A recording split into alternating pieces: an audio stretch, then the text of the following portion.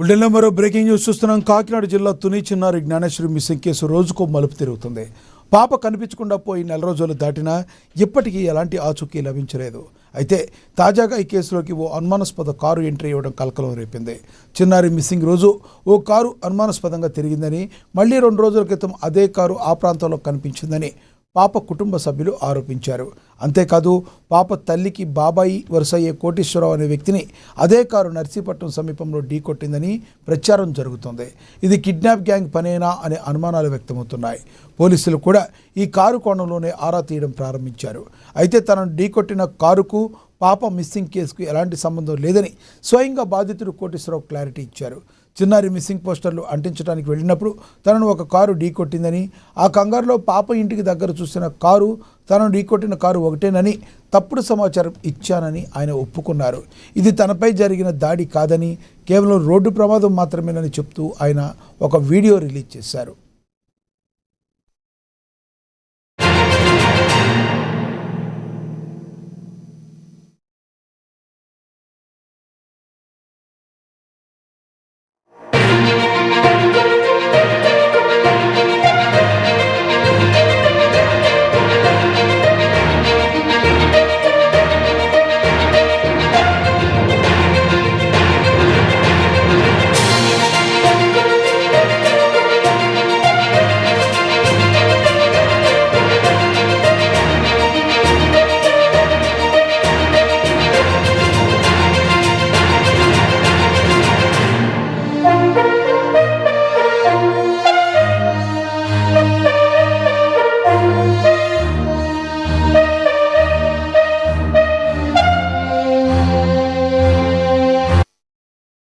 కాకినాడ జిల్లా తుని చిన్నారి Gnaneshwari missing case రోజుకో మలుపు తిరుగుతుంది.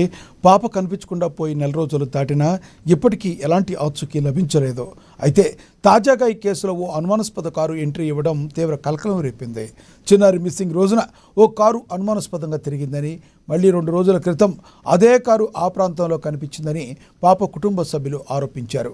అంతేకాదు పాప తల్లికి బాబాయి వరుసయ్యే కోటేశ్వరరావు అనే వ్యక్తిని అదే కారు నర్సీపట్నం సమీపంలో ఢీకొట్టిందని ప్రచారం జరుగుతుంది. ఇది కిడ్నాప్ గ్యాంగ్ పనేనా అనే అనుమానాలు వ్యక్తమవుతున్నాయి. పోలీసులు కూడా ఈ కారు కోణంలోనే ఆరా తీయడం ప్రారంభించారు. అయితే తనను ఢీకొట్టిన కారుకు పాప మిస్సింగ్కు సంబంధం లేదని స్వయంగా బాధితుడు కోటేశ్వరరావు క్లారిటీ ఇచ్చారు. చిన్నారి మిస్సింగ్ పోస్టర్లు అంటించడానికి వెళ్ళినప్పుడు తనను ఒక కారు ఢీకొట్టిందని, ఆ కంగారులో పాప ఇంటి దగ్గర చూసిన కారు తనను ఢీకొట్టిన కారు ఒకటేనని తాను భావించానని ఆయన ఒప్పుకున్నారు. ఇది తనపై జరిగిన దాడి కాదని, కేవలం రోడ్డు ప్రమాదం మాత్రమేనని చెప్పాడు. ఆయన ఒక వీడియో కూడా రిలీజ్ చేశాడు. మాది జిల్లెరపూడి అండి. సూపర్ జ్ఞానేశ్వరి వాళ్ళ అమ్మగారికి నేను బాబాయిని అవుతాను. కాంప్లైంట్లు అంటించడానికి నేను అనకాపల్లి వెళ్తున్నాను. వెళ్ళేటప్పుడు నన్ను కారు గుద్దేసిన తర్వాత నేను కింద పడిపోయాను. యూటర్న్ చేసుకుని వెళ్ళిపోయాడు ఆ కారు అయితే నన్ను అటాక్ చేయలేదు, నార్మల్గా యాక్సిడెంట్ అయ్యింది. నేను కంగారులో అటాక్ అని చెప్పేశాను. నేను ఇంటికి వచ్చేసి ఇంటి దగ్గర పడుకున్న తర్వాత మీడియా వాళ్ళు వచ్చి అడిగితే కంగారులో వాళ్ళకి కూడా ఇక్కడ సింహచగ్రహారంలో చూసిన కారు ఆ కారు ఒకటి కాదు, 2 ఒకటి అనుకొని నేను కంగారులో అలా చెప్పేశానండి. ఇంతేనండి జరిగిందా. నన్ను అయితే అటాక్ చేయలేదు, నార్మల్గా యాక్సిడెంట్ అయ్యింది.